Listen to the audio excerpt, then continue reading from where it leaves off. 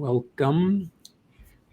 Happy Friday. Welcome, everybody. Hello. Hello, Stacey Gray, one of the senior members of the Future of Privacy Forum team, who's joining me today to talk about, well, what did we call it? We called it Examining Novel Advertising Solutions, a Proposed Risk Utility Framework. What does that really mean? Here's what it really means. I think all of our followers here know that ad tech is under a lot of pressure, much of it deservedly so. Ad tech, despite playing a critical role in the internet economy, critical role in supporting content and media, critical role in helping businesses get their products in front of that consumers. There's no debate when you talk to economists that good advertising, honest, fair advertising is critical. If you've got a new idea, a new brand, you can't get your stuff in front of consumers without some method of advertising and marketing. And so it's an important, huge part of the global economy. But digital in particular, for decades now, has created lots of stress in terms of the way the business model has developed, the impact on data protection, the impact on fair marketing practices. And we're not going to solve all of those disputes. There are people who don't like marketing, only show me things if I ask for it, aren't appreciative of the fact that, yes, there's a fair place for businesses to try to persuade you that they have a good product and so on and so forth, right? But if I think those who recognize this is important, we got to figure out the right rules, the right structure. We got to hem in what have become some of the excesses, data flying everywhere, going to every country in the world, no matter how risky, how sensitive, users not knowing what's going on, potential harms. I think for those of us who want to see a healthier, sustainable, fair ecosystem that's good for the economy, good for individuals, good for consumers, supports the news media, this is critically important. And what frustrates us sometimes is that the debates about it are very one-sided. That's going to help only big tech. That's too much tracking. That's a dark pattern. Without sitting back and saying there is an ecosystem here, and we can make changes, but they have trade-offs. And maybe it's a good trade-off, right? You don't get to abuse people just because it's like an effective, marketing tool, but it might affect some number of important players. And how you make those changes and how you structure them have ramifications for competition, for whether small players can get into the market, for whether researchers can recruit people for clinical trials, whether small offline businesses, plumbers and electricians, can advertise because they don't want to put generic ads on the front page of the New York Times, right? They need to reach people who might need a locksmith in their area, and that requires some degree of data. So I'm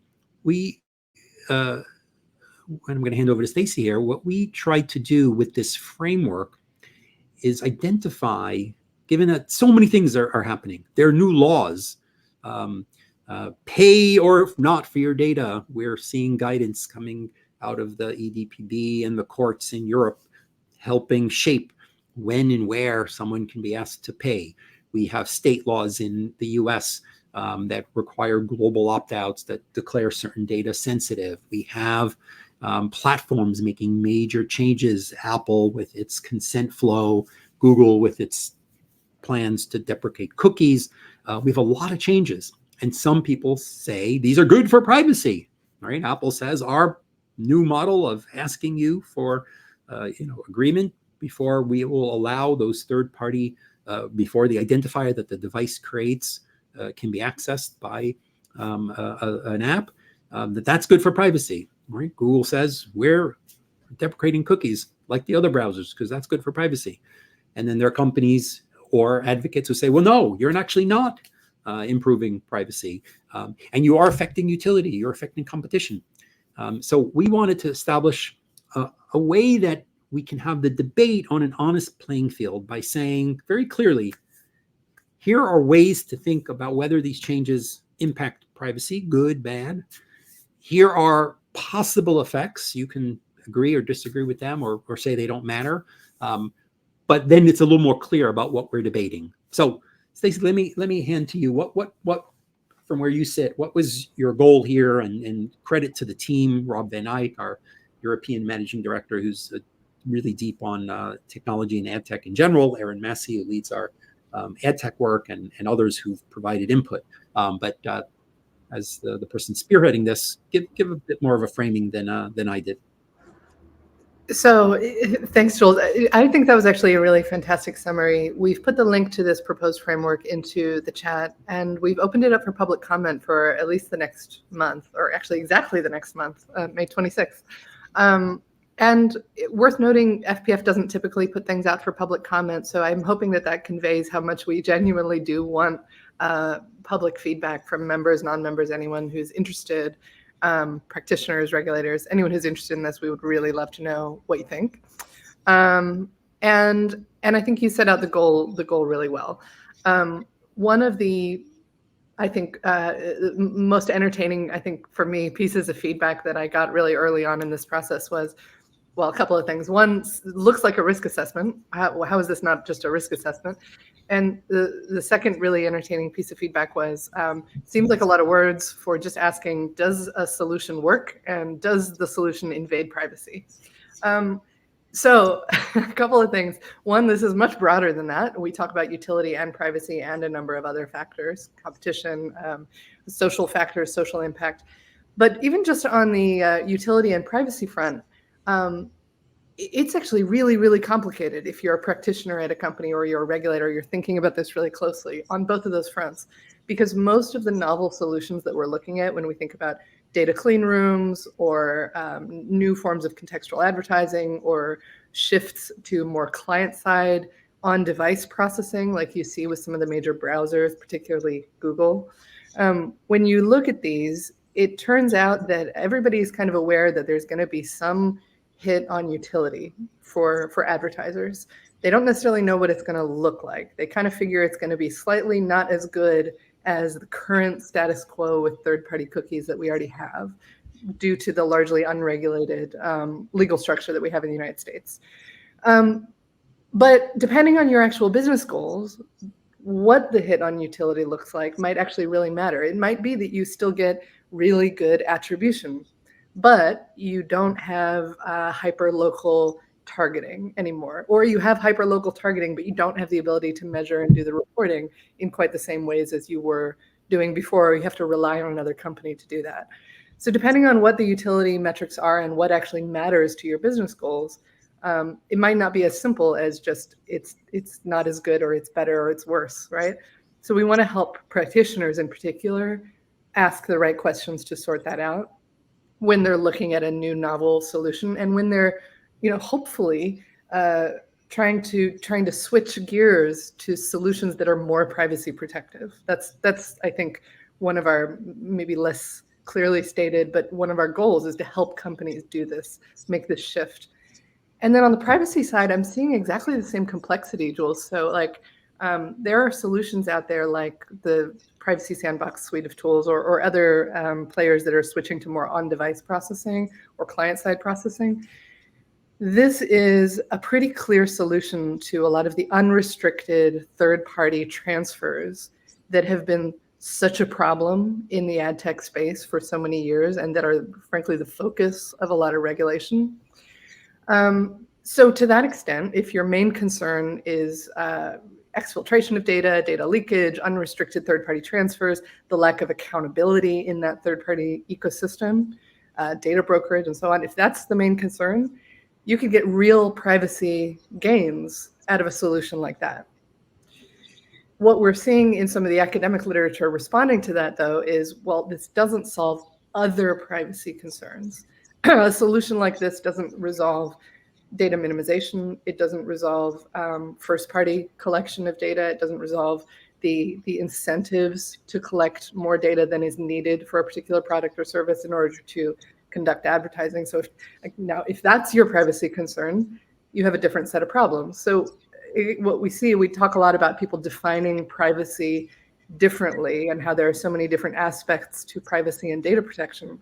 So I'm hoping that this framework kind of shows that quite clearly. And again, depending on the goals, either the regulatory goals or the goals of the company, you might achieve some privacy wins and not others. So hopefully that helps kind of spell it out a little bit more. So it is, in a lot of ways, this does look a lot like a risk framework, but much broader. It also goes through a utility checklist and a checklist of other social impact. Yeah, I mean, I don't object to someone saying, hey, isn't it just a risk framework? Right. But the reality is a lot of risk assessments that we see end up being fairly narrowly scoped. And if you're simply looking at, am I complying with one particular state law, or am I complying with GDPR and e-privacy, you're scoping in a very specific way. And so we obviously, took some key elements, principles that are common in GDPR and emerging state laws, right? We said, what does this do for necessity and minimization and transparency? But we didn't necessarily say, oh, now you have complied, right?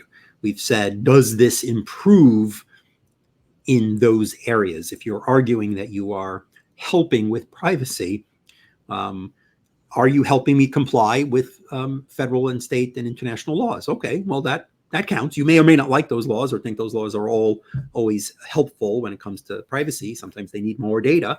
But that is a fair prism to say the changes that Google is making, the changes that a particular technology is making, make it easier for publishers or advertisers to comply with a law. Or maybe they make it easier for one party who previously had to rely on contracts or due diligence to directly control and be more certain that they are complying with the law. Great.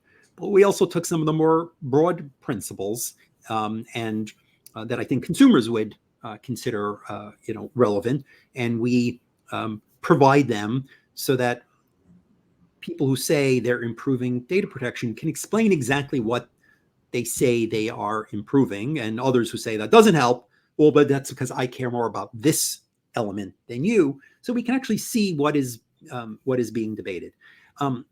Risk assessments often don't do a good job at recognizing the utility. And part of that's because sometimes you don't get a lot of credit for that. You might have to, lay out the utility for the purpose of, making the case that it is necessary, or, what the purpose is. But very often it doesn't take a big enough prism to look at broader societal impacts. The effect on competition isn't often in a privacy assessment. To some extent, many of the AI assessments, encourage that broader prism of societal impacts. But if you don't work in the sector, you may not be able to think through all of those impacts. So on the utility side, what we tried to do is to show, well, let's take an example. I mentioned locksmiths, and so our friend Tara flags, what does a locksmith need? How does that work? And I'd say the main thing that is going to be relevant to a locksmith, as somebody old enough to remember when there was no advertising online for players, like locksmiths, would be location. I don't want my ad, if I'm a small local locksmith, showing up in another country, in another state, in a geography far away. So simply being able to limit your ad buy by some precision of location, right? Like I'm locked out of my house. Can the locksmith get here within a half an hour? Is relevant. Simply ensuring that whether it's a search query or maybe your local newspaper's classifieds or the like, that there is an ability. Now, that's not an excuse for having precise location about all of your users and keeping it and maintaining it and how precise. But not having any location has some impact, right? Some privacy measures are restricting access to location. Some privacy measures are ensuring that location is less precise.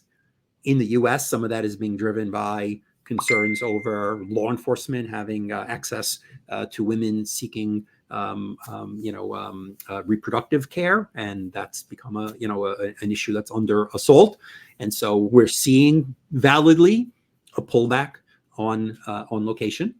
So sorry, locksmith, we're not going to have precise location there. We've got a more important societal value. Sorry, you lose the trade-off. But in other cases, you might want to argue for the importance of the trade-off. So let's walk through maybe some of the risks that were flagged. I think for our privacy audience, the on-device, easier to comply with global privacy controls, more transparency, preventing data from being perpetuated all throughout the ad tech ecosystem without controls, preventing sensitive data, aggregating and only providing reporting, right? Both Apple and some of the sandbox stuff focus on trying to support some utility by giving advertisers some information about the performance in general of an ad campaign without it working the way it works today. Today, you deliver your ad campaign via your various ad intermediaries, and you or your ad intermediary logs and tracks and analyzes my particular exposure to an ad, my particular click, my particular visit to a website, my particular purchase. Maybe I return months later, and by analyzing extensive log files, I have very detailed, precise reporting. Now, side note, a lot of the data is garbage because, frankly, lots of browsers are blocking cookies. Your browser can only handle a certain amount of cookies.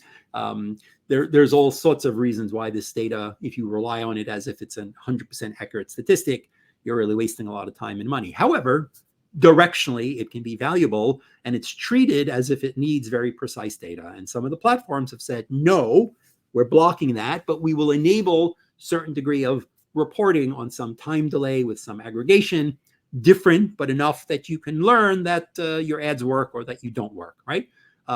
There is a trade-off in that you now need to rely on those companies giving you that data in the box and the way and the shape that they want to do it. And you get a report that's different than what you used to get, but it provides some utility. So is that a good trade-off or not? That's, I think, the question that we want to put, on the table for those that are assessing it. But what are the other sort of risks to broader concerns that we wanted to bring in? Competition is the obvious one, and we'll talk a little bit more about the effect on competition, both pro and con. But what were some of the other risks? Some of the ones that I find particularly interesting are around user control and accuracy and explainability. One of the folks in the chat mentioned, some of the difficulty of explaining particularly very sophisticated pets-driven solutions to individuals. It's absolutely a big challenge. If user control and accuracy, for example, are high on your list of data protection related priorities, there's a trade-off there, or there's a risk there when you take data and you make it less identifiable. When you start to introduce, for instance, instead of having persistent cookies over time, start looking at more ephemeral rotating identifiers that are less identifiable, you're going to get potentially less accurate data. You're going to have potentially less ability to actually authenticate any kind of request there. So if you're still processing what you can call personally identifiable information, but you're not able to comply with a legitimate request because the data is not identifiable enough to make the link with the person, there's a bit of a tension there that I find really, really interesting. And with accuracy, it reminds me, like so many other debates with respect to emerging technology, is it better if it's accurate, right? There's so much junk data in the marketing ecosystem, And we don't want necessarily to ensure a high degree of accuracy because that would require more. So a lot of people are actually more comfortable with the understandable notion that a website thinks they're interested in purchasing, a vacuum cleaner when they aren't, than the potentially highly accurate information that is less amenable to control and less able to explain. I'm not sure if I'm explaining that quite right, but I do think there's a tension there and a set of trade-offs. One person in our chat. Oh yeah, Jules. I was going to raise the pets question. It's a really good one. Yeah. Well, so I'll make a comment and then do raise the pets question. Just to harp for a second on the risk assessment thought. What I was thinking. I was thinking of some of the assessments that data protection regulators have done. Flagging their concerns with ad tech. And they don't often get into the real detailed nuance of why something is or isn't proportional, as Tara raises. There's sort of an assumption, a lot of data, risk to the individual, fails proportionality. And I think, we want to put some meat on that bones, right? That says we considered these sorts of elements, including competition, including transparency, including all these factors, and we decided so forth. But I think we want to broaden the prism. I'd love this to be the kind of assessment that could be used by a competition regulator, a data protection regulator, a consumer, regulator, and the AI regulator, who might all sit down together, as in theory they will be under some of the upcoming processes to discuss the intersection of these societal regulations in Europe, right? And each put the equities they care about on the table, right? And maybe the transportation regulator, right, who has needs for certain kinds of data, and other regulators, right? At the end of the day, this is all seamlessly kind of working across the ecosystem, right? Everyone is becoming an ad network, number one, and then everyone has, equities for why they think data is necessary. And we might recognize that the data protection regulator gets, a seat at the head of the table, and maybe has some areas where they get to trump. However, having all of those equities laid out, right? I think we want to give them a roadmap for the equities that they each want to put on the table, or a better understanding, if you're not the regulator in the different space, what the other regulators' equities are, so that they can then have a thoughtful, structured conversation. Okay, pets. Yeah. Well, so we're going to never get to that question. Sorry, it's a great question. I agree with you, Jules. And I would just add that I think with a lot of these questions, regulators in particular ought to take a long view, in the sense that when we talk about, for example, what other solutions exist in the ecosystem. I mean, this is a big deal, right? If you lose some aspect of functionality as a result of deprecation of third-party cookies, that might or might not be a short-term loss as you see business innovation in the ad tech sector coming up with new solutions, right? So particularly with respect to competition, I think it's important to not take a 1-year view of what the impact might be, but more like a 5-year view or a 10-year view, because things continue to evolve and new solutions continue to emerge. That's my only caveat with that. Otherwise, I completely agree. And the question regarding pets, everything is a pet, 100%. That's one of the challenges in the space that we were hoping, I think, to help address with a framework like this. We decided to embrace the word. I mean, well, FPF generally embraces the term and the concept and the utility of privacy enhancing technologies, but specifically with respect to choosing that word, we decided to embrace it because it's out there. There are novel solutions that are involving things that we traditionally think of as pets, trusted execution environments, differential privacy, for example. And then there are things out in the world that maybe are being labeled pets that are not the traditional. The talking point is, even encryption is a pet. Anything that leads to greater control and confidentiality of data can be considered privacy enhancing. ultimately, if you want it to be a useful thing, that the key is just to continue asking questions about what that does. So a lot of privacy enhancing technologies will increase control over data. They'll decrease visibility into that data, and as a result, they're going to solve for potentially certain privacy and data protection goals, and not necessarily others, right? So I think that's why we see a lot of confusion in the ecosystem with everything's a pet, and so nothing is a pet. Stacey, the way I like to think about it is that there are cute little fuzzy pets, and then there are big scary pets. And here's what I mean by that, right? Law, contracts, terms of service, policies, due diligence, human oversight. There are all sorts of things that are part of broader efforts to comply with laws or to do better on privacy.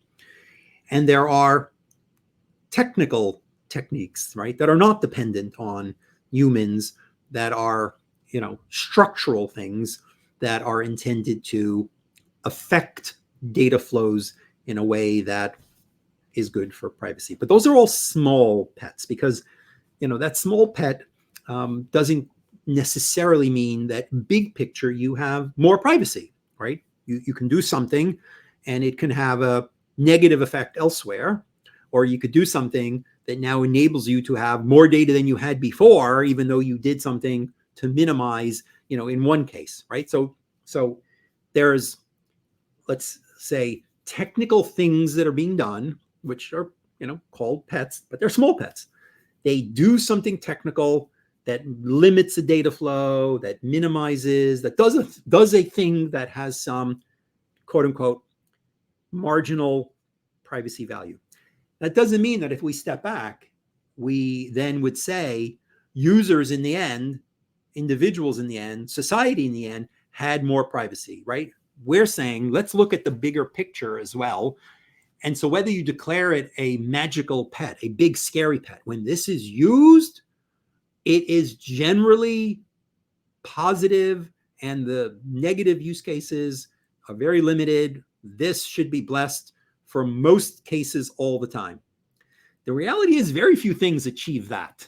Very, very few things are magic privacy sauce, right? Lots of things are small pets. They do small things, and maybe with good law, good policies, used ethically, contribute to a society that has, less data available.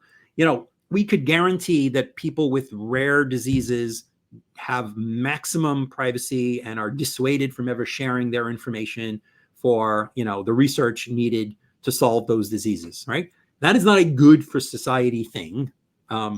It may not be good for privacy, because at the end of the day, the outcomes for those, people and their, descendants may maybe not only no health, but no privacy because of, invasive techniques and so on and so forth. So these things get blurred together, and then it ends up being hard to have sort of a good discussion. So I think we want to say small pets and big pets. Let's see if we can, given that it's also cute because there are small pets and big pets, maybe we can use that to sort of differentiate. And maybe there are no big pets yet. I can't think of too many examples of something where I'd say, this is always good for privacy. Maybe deleting data, but then again, you step back and you say, well, hey, if the data is not here, maybe we have societal harms, and maybe this is not a good pet, even though it's a big pet. I may be going too far with the pets thing, right? Small fuzzy pets, big scary pets. You heard it here first. And if anyone has the magic privacy sauce, they can tell us in comments to this framework.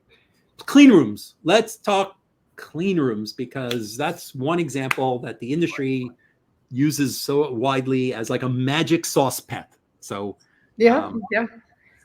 Well, so first of all, I think the term data clean room has a similar set of tensions to the term pet, in the sense that it could mean many different things, and people tend to be using it differently. I think particularly in the last few years, there's been a real emergence of data clean rooms as kind of a magic solution to everything. And in reality, when you dig into the different kinds, you could have anything from a contractual marketing co-op type situation to something more enabled by technology. But depending on what the actual use cases are, and this is what I think practitioners ought to ask if they're considering a clean room solution. Again, you may be accomplishing the regulatory goals or the privacy goals that you have, or not, depending on the use case, because certain data clean rooms might offer a very high level of control over the data, a solution to some of the unrestricted transfers that we see in the current status quo, but may nonetheless enable things like one-to-one targeting, may enable appending data to a custom audience, in which case you've learned something, in which case the entity that you've learned that something from might be triggering restrictions on sale or sharing that exist in many of the state laws, although the buyer might not be. So it can get very complicated. Rather than looking just at the technology, practitioners really have to ask, what does this let me do with data, if they are thinking about the privacy and the regulatory compliance pieces. This morning, the Competition and Markets Authority put out its latest report on the Google Privacy Sandbox efforts, and that's something that I think we certainly had in mind when we were doing this work, because we know there's a lot of debate over, is it helping privacy, is it not helping privacy, is it hurting competition, is it preferencing Google, and so on and so forth. And I do think we wanted people who were looking at on-device versus not, cookies versus alternative identifiers versus no identifiers, aggregation and homomorphic encryption and multi-party computing and all the different techniques that are being considered.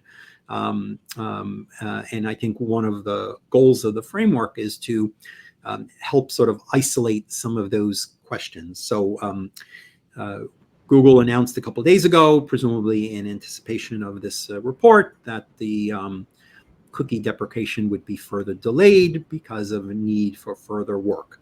The ICO flagged privacy concerns that the different sandbox activities might create. Industry groups, the IAB and others, have previously flagged that they see effects on utility that they consider to be very extensive. Others respond to that and say, well, you just want to replicate all the things happening in ed tech today, which is exactly what we don't want to see happening. And some of the changes that might need to be made to support some of the utility are exactly what might reintroduce some of the privacy problems, right? But the issues are broader than that, and we're not, deep competition experts. Does the end product help only large companies, help only Google, help only the trusted player that manages these sort of auctions? Is there latency? And some of this is hard to figure out when only 1% of cookies are gone. So there's no other market that says, well, here's how people would be spending money when they can go spend money in the maximum profit way today. So there's a little bit of a chicken and an egg. But I think one of the reading assignments for us this week is to go through that report, because I think this is what's super interesting is this is that conversation being forced. The utility, the CMA cares about the utility, and not just the utility. They obviously don't think there's an obligation to maintain the current edtech world. In fact, they worry the current edtech world preferences Google too much and don't want this to do more, or wanted to solve some of those problems. While the ICO, is coming to it maybe with less focus on utility only and more focus on privacy. Now, the interesting question is, more or less privacy problematic than the status quo, right? But look, it's a fair question. You don't want to make all these changes and in the end of the day, disrupt the business models and still have some of the privacy concerns. Looking at some of the comments, clean rooms typically allow you to run an audience overlap analysis, use hash emails as joins for queries. So look, we have a whole nother thing coming soon on clean rooms, and I think one of the points that we'll be making there is stop clean rooming me, stop petsing me. Let's understand there's a goal to analyze a data set. And typically, different data sets that might belong to different parties or be data sets that should be distinct. And we want to do some sort of analysis. It might be simply, hey, did this group overlap with that group? As a result, we know this group clicked on an ad, or we know this group matches in some manner. And can we do those techniques without directly exposing, selling, sharing, swapping data? And there are obviously statistical techniques that increasingly enable that. And to the engineer, those techniques might solve privacy, but to the critic might not, if I still feel targeted, if I still feel tracked. And so we need to recognize that there's a prism here that is broader than specifically engineering around the nuances of data protection law. And I think we also want to note that just because you call it a clean room doesn't mean that the techniques that you're using for joining are necessarily aligned with what law and what quote unquote privacy is trying to achieve. Some of that's because some of these clean room techniques are not very transparent. Some of them are incredible or not even credible. And some of them are very complicated, sophisticated techniques. And so it's a term that probably does more harm than good. And we perhaps might be talking about what are the techniques that are enabling the analysis of these, different sets of data, and how do they match up with standards for de-identification or standards for keeping distinctions between controllers and processors, or controls and other controllers, or other relevant questions. Okay, what else should we mention before? Well, let me mention one more thing. Contextual advertising, right? Not a pet, right? A method of buying ads that may not rely on the same types of targeting techniques, because the primary point of the selection is to put an ad next to content that we think is relevant.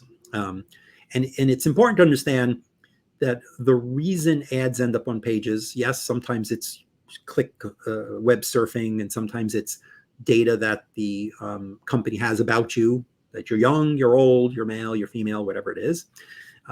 Sometimes it's market research done on that sort of page. The people who are at this sort of page, we did a survey that maybe they opted in and so forth. And we know they're young, they're old, they're rich, they're people who claim to buy, one new television every year. So that is a certain context to be on a page. When I buy on a website, it might be because I think the kinds of people who go here are like this, right? And actually buying, hey, I want to be next to the content of this page because it's always about sports or always about automotive, is a very limited use case, okay? And the front page of most of our major newspapers, which today are full of Ukraine and Gaza and doors flying off Boeing aircraft and politics, have very little traditional context. So all we want to say is that, okay, buying, first of all, you could still have a lot of data involved when you buy about context. So if what you mean is the buyer has nothing other than, hey, this page was a story about U.S. sending military aid to the Ukraine, or European debates about Ukraine, and that's all you have, and that's why the ad should appear there.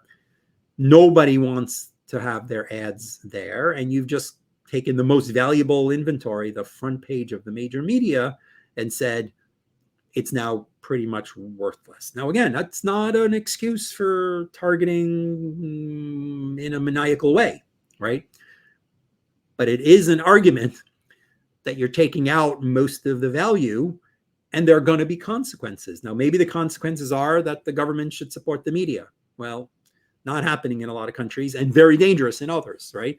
Maybe we should all be making charitable donations to support the media, right? Well, that doesn't seem to be working either, right? So we have a complicated question, and we need to answer it by having the stakeholders who care about the health of that system.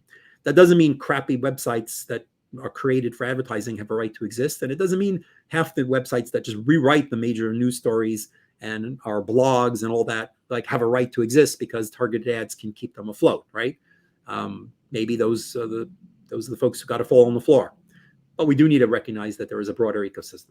I don't know. Anything else we should mention before we let people go about their day, Stacey?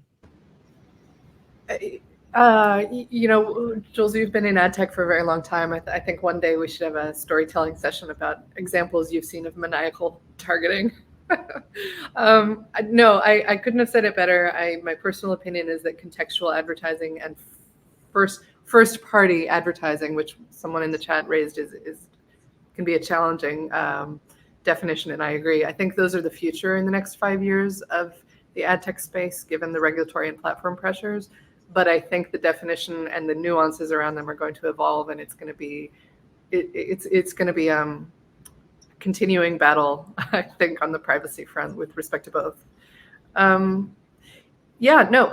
will just end by saying, if you're following the ad tech space closely, one, please comment on this framework, even if it's just to reach out to me or to Jules to chat about it. It doesn't have to be a formal thing. And there's no end in sight of things to read and to catch up with. We're also looking at the EDPB opinion. And one that I think a lot of folks in the ad tech space may have missed was HR 815, which was signed into law this week. This was a foreign aid package that incorporated a set of limitations from a previous House bill on restricting data brokerage, sensitive data transfers to essentially foreign adversaries and those under their control. You might think on first glance that this doesn't have direct impact on a lot of the ad tech ecosystem, but depending on how you interpret it, how you enforce it, it could be a wide-ranging set of due diligence obligations and requirements for the ad tech space in terms of tracking where data ultimately is going. So I think not getting a ton of traction, but I think it's actually going to be a really big one to pay attention to, signed into law this week. Yeah, a lot of people may say, hey, I don't send data to China, or I'm not a data broker, but the reality is, do you have the controls that are necessary in place? Now, maybe you've got some of this in place because you've done a good job mapping your data flows and complying with GDPR and state laws and so forth, but this isn't a data protection-driven assessment. It's a national security-driven assessment, and the rules will be built out, right, by the FTC. By the FTC, that's right. So in the end, we thought it was going to be the Department of Justice. Well, on the executive order side, the Department of Justice is going to be relevant, right? On the this new piece of legislation, the FTC, and it's not their typical strength either, right? Yeah, it's going to be really, really interesting to watch. So they've placed it with the FTC under their existing Unfairness and Deception Authority, Enforcement Authority. The actual statutory text looks a lot like consumer privacy law proposals that we've seen, ADPA and others from the last few years. But it's coming, a month or two after a very similar effort driven by an executive order in February through DOJ proposed rulemaking. So are we going to continue to have both of those going on at the same time? Is that one going to be rescinded? It's an open question. It'll be really, really interesting to watch.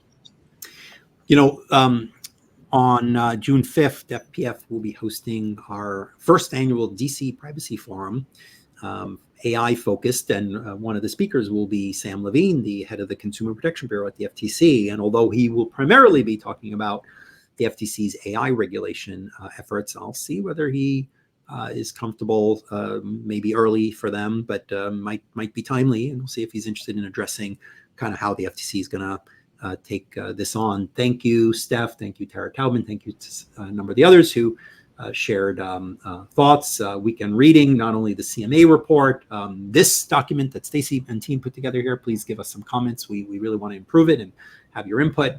And final thought on the EDPB, ECJ pay or pay for your data decision focused on Facebook. Facebook's data collection is so broad, and they pay for it.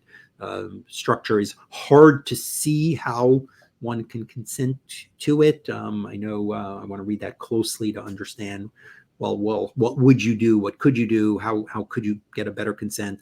And although this is scoped to sort of the platforms, I could probably live without, Facebook. I don't know that I could live without like the major media sources in my district. And so although it's kind of scoped to be all about platforms, I don't see how the logic of there isn't an alternative and there's a fair amount of data involved.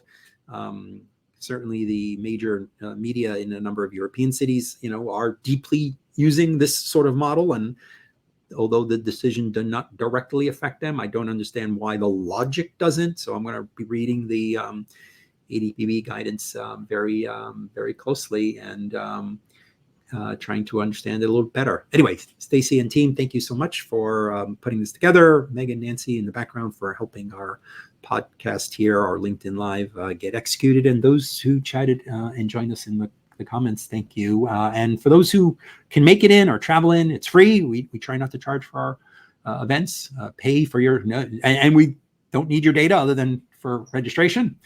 So please do give us a little bit of your data to register for our event. Sam, thanks for posting the link to it in Washington, D.C. on June 5th. Thanks all. Happy Friday. Thanks.